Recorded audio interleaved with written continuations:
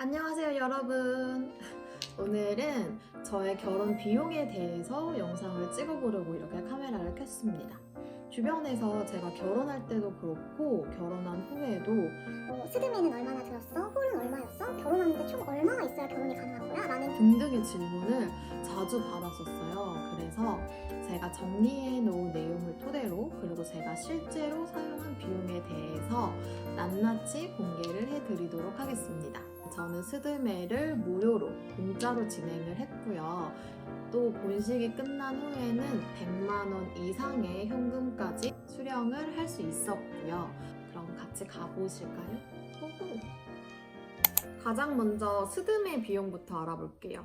스드메는 스튜디오, 드레스, 메이크업 이렇게 총 3가지를 합친 단어죠. 요즘은 스튜디오 촬영을 제외하고 드메만 진행을 하시는 분들도 많더라고요. 웨딩 촬영 같은 경우는 본식 스냅으로 대체를 하시거나 요즘 많이들 하시는 제주도나 해외 셀프 촬영 같은 것도 많이들 하셔서 가격은 굉장히 천차만별일 것 같아요. 제가 처음에 받았던 견적은 220만 원에서 시작을 했는데 제 기준에서는 조금 많다라는 생각이 들었어요. 그래서 저희가 이제 그 이후에 조금 알아보고 제가 원하는 컨셉을 찾아보고 이렇게 해서 금액을 맞췄던 게 150만 원에 진행을 했고요. 물론 무료로. 그리고 저는 제 기준 150만 원이 되게 비싸다라고 생각을 했거든요. 근데 주변에 하셨던 분들이나 다른 분들하고 비교를 해보니까 보통 2, 300만 원 정도를 생각을 하시더라고요. 저는 그게 좀 너무 많은 것 같아요. 왜냐면 이런 스튜디오 촬영 이런 것도 결혼하고 단 한 번도 보지 않았어요. 그래서 저는 그냥 하는데 약간 의의를 두자는 입장이라서 굳이 그렇게 비싼 데를 할 필요가 있나라는 제 개인적인 생각입니다. 근데 이거는 다들 원하시는 컨셉이나 이런 게 다르기 때문에 뭐 정확히 어느 정도다라고는 말씀을 못 드려요. 보통 150만 원에서 250만 원 정도가 적정한 선이 아닐까라고 저는 생각을 합니다. 그리고 여기서 끝나는 게 아니에요. 되게 결혼 비용이 되게 짜질구리하게 계속 발생하는 비용이 생겨요. 이게 사람을 아주 들었다 놨다 합니다. 그래서 이제 그 추가금에 대해서 조금 말씀을 드릴게요. 스튜디오 같은 경우는 일단 기본적으로 그 웨딩 촬영이 먼저 들어가고요. 그 다음에 보통 20페이지 이렇게 앨범 하나 제작을 해주시고요. 그리고 이제 예식장에 전시할 수 있게끔 가장 큰 사이즈의 액자를 만들어 주시거든요. 이게 가장 기본적으로 계약이 되는 정도인 것 같아요. 저도 이렇게 계약을 했고요. 그 웨딩 촬영을 하면은 보통 1000장에서 1200장 정도의 사진을 찍게 되거든요. 근데 그 원본을 받고 또 수정본을 받게 되면은 그 비용이 또 발생을 해요. 이거는 선택이라고는 하지만 사실상 필수일 수밖에 없는 조건이잖아요. 그 금액이 추가로 30만 원 정도 들어갔고요. 대부분의 업체가 보통 30만 원에서 40만 원 정도를 받고 있는 것 같더라고요. 그리고 20페이지 앨범이 제작이 된다고 했는데요. 이것도 한 장씩 추가가 될 때마다 5만 원씩 추가 비용이 발생이 됐습니다. 저희는 총 4장을 추가를 해서 20만 원의 추가 비용이 발생이 됐고요. 저희가 찍은 장수가 1100장 정도가 됐는데 거기서 50장을 고르라고 해도 되게 힘들거든요. 근데 20장을 겨우 고르고 그 4장을 포기할 수가 없어서 총 24페이지로 제작을 했습니다.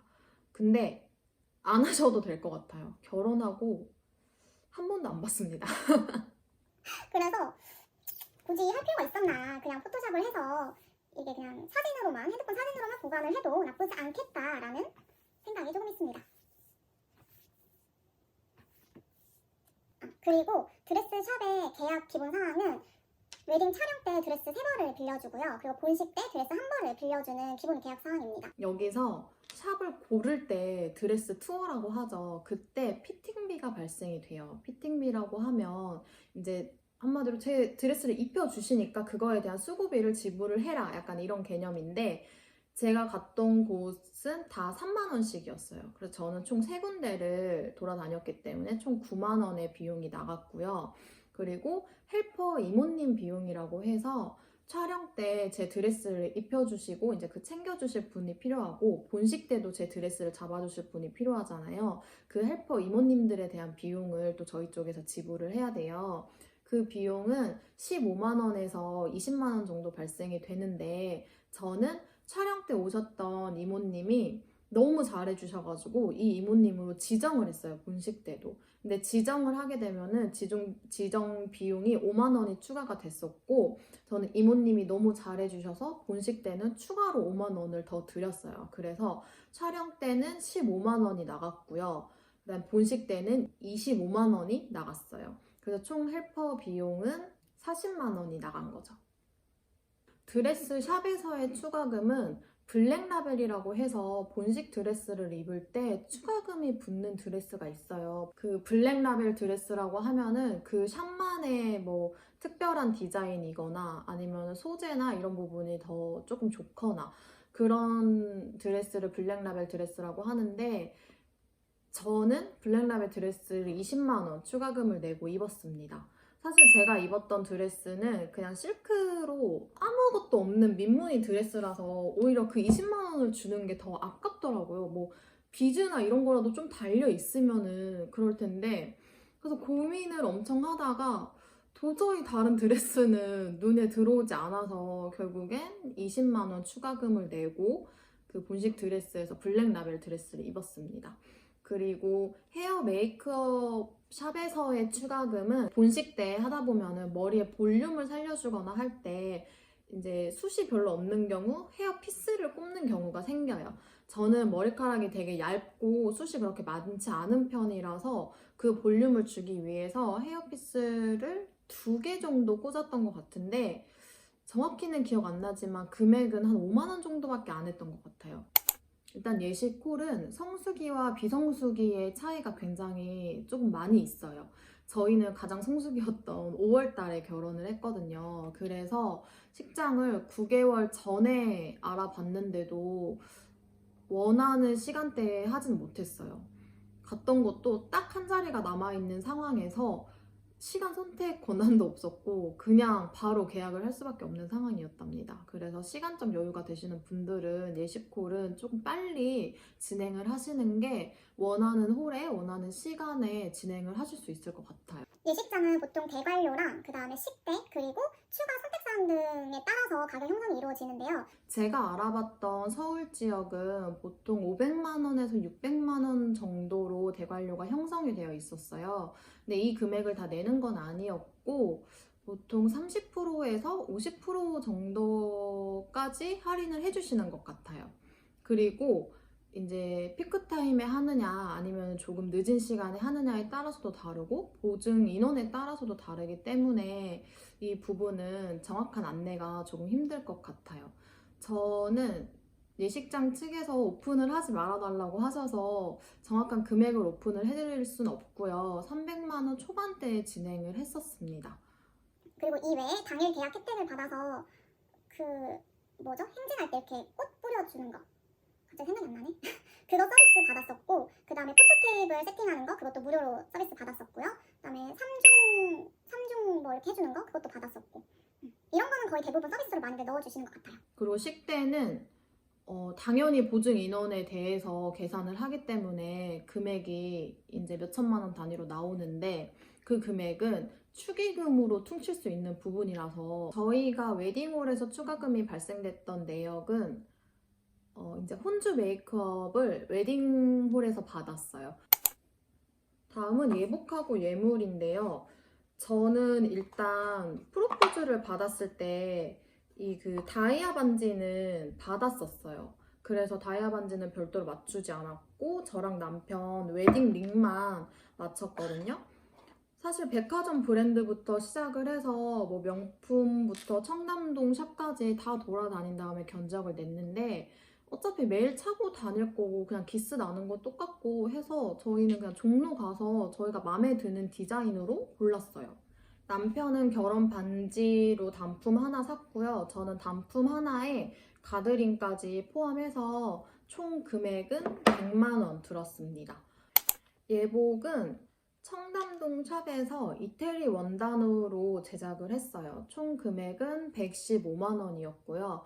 여기에 포함되어 있는 거는 일단 기본적으로 남편 수트 하나 셔츠 포함해서 제작이 됐고, 여기에 수제화 그리고 뭐 넥타이랑 양말 이런 거 자질구레한 거 다 주시더라고요. 그리고 또 추가로 캐주얼 맞춤 서비스라고 해서 편하게 입을 수 있는 셔츠를, 스트라이프 셔츠를 하나 제작을 해주셨어요. 또 원래는 그 결혼식 때 턱시도로 입으셨다가 후에 가져오면은 일반 수트 형태로 다시 디자인을 변형을 해서 주시는 경우가 많은데, 저희는 남편이 군인 예복을 입을 예정이라서 별도로 턱시도가 필요하지 않았거든요. 그래서 가격적인 면에서 가격 혜택으로 좀 더 많이 받았고요. 추가로 웨딩 촬영할 때 그 대여할 수 있는 벌수를 조금 늘려주셔서 거기서 조금 여유 있게 대여를 해서 입었었습니다. 그리고 저희는 양가 부모님께서 예단은 서로 하지 말자라고 말씀을 하셔서 따로 왔다 갔다 한 건 없고, 대신에 저랑 남편이 이제 부모님들께 키워주시고 결혼을 허락해 주셔서 감사하다라는 의미로 명품 가방을 하나씩 사드렸어요. 그 금액이 한 1,000만 원 정도, 1,000만 원 조금 넘게 발생이 됐던 것 같아요. 다음 한복도 종로에서 마쳤는데요. 처음에 맞춤으로 할까 대여를 할까 고민을 많이 했었거든요. 고민하실 필요가 없어요. 왜냐면 가격이 똑같아요. 그래서 제 거 맞춤은 35만 원이었고요. 남편 거는 촬영 때 한 번, 본식 때 한 번 이렇게 입을 거를 대여를 했는데 세탁 비용만 추가가 돼요. 제가 맞춤을 해서 그렇게 해서 5만 원 추가 비용이 들어서 총 40만 원으로 진행을 했고요. 혼주 한복 같은 경우는 이제 한 벌당 총 30만 원이었고요. 두 벌에서 60만 원이었는데 저는 블로거 후기 활동을 해서 총 20만 원을 할인받아서 40만 원에 계약을 했습니다. 그래서 총 한복 비용은 총 80만 원 들었어요.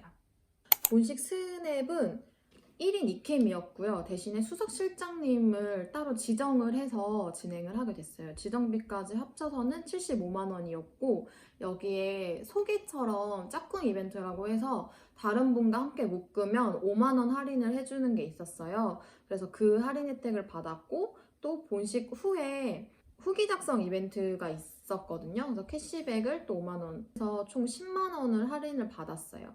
10만 원 할인받은 금액이 75만 원입니다. 스냅의 구성은 이것도 받고 처음 꺼내봐요 지금. 일단 저랑 남편이 가질 수 있는 이런 앨범이 어떻게 놀래라.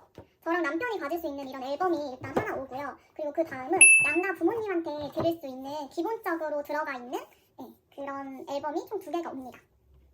저희가 예약할 때쯤에 없었어요, 진짜. 성수기에 또 시간도 피크타임이다 보니까 되게 찾을 수가 없어서 거의 포기하고 있던 찰나에 제가 인스타를 이렇게 보는데 너무 예쁜 결혼식 영상이 하나 있는 거예요. 근데 처음 들어보는 곳이더라고요. 그래서 DM을 바로 보냈어요, 작가님한테. 이제 막 웨딩 쪽으로 시작을 하셨다라고 하시더라고요.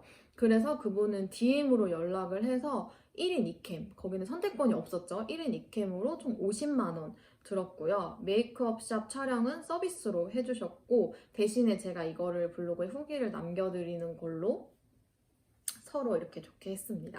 일단 혼수 부분은 가정가구는 새 제품으로 모두 구입을 했고요. TV는 큰 사이즈를 사고 싶어서 해외 직구로 구매를 했어요. 그리고 외의 제품들은 LG랑 삼성이랑 섞어서 사고 싶어서 저는 하이마트에서만 견적을 냈어요.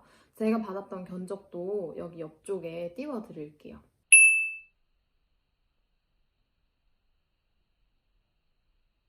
그리고 드디어 마지막 허니문. 허니문은 다시 생각해도 진짜 너무 좋아요.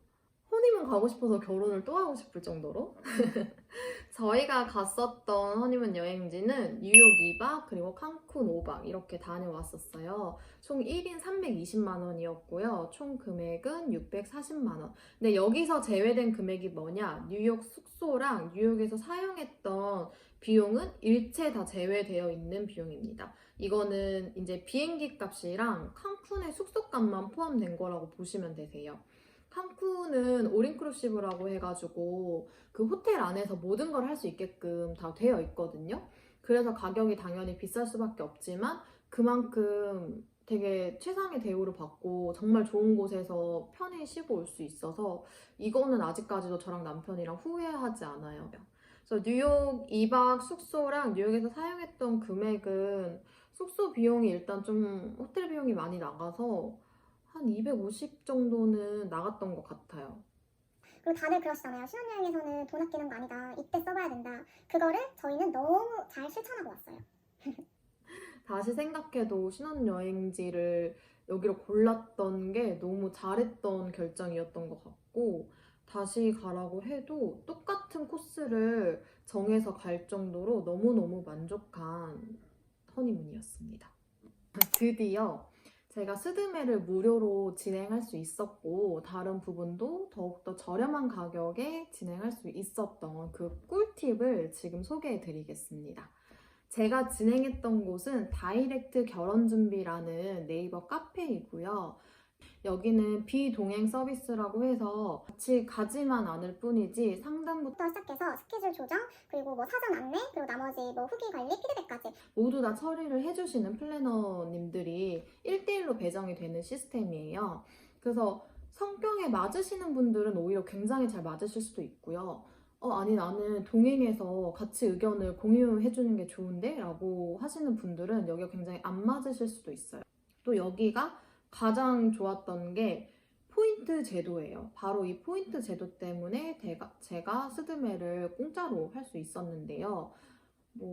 간단합니다. 후기는 여러 가지가 있지만 단순하게 제가 거기를 방문했던 업체의 후기라던가 아니면 계약을 했던 그 후기라던가 이거를 적으면 뭐 10,000원, 20,000원, 30,000원 그리고 여기에 계약되어 있는 업체랑 제가 계약을 하게 되면 거기서 받는 캐시백도 뭐 10만원, 20만원 이런 식으로 쌓여서 저는 따로 스트레스를 받거나 하진 않았어요. 그게 재밌었고 그게 잘 맞았던 타입인 것 같아요. 오늘 영상은 여기까지고요. 대략적으로 큰 맥락으로만 따져서 소개를 해드린 부분이기 때문에 그리고 또 결혼 준비라는 거는 각자 사정에 맞춰서 각자의 가치관에 맞춰서 준비를 하는 부분이라서 제가 오늘 말씀드렸던 저의 결혼 비용은 참고용으로만 봐주셨으면 좋겠습니다. 그럼 여기까지 시청해주셔서 너무 감사드리고요. 다음 영상에서도 꼭 만나 뵙길 바랄게요. 안녕히 가세요.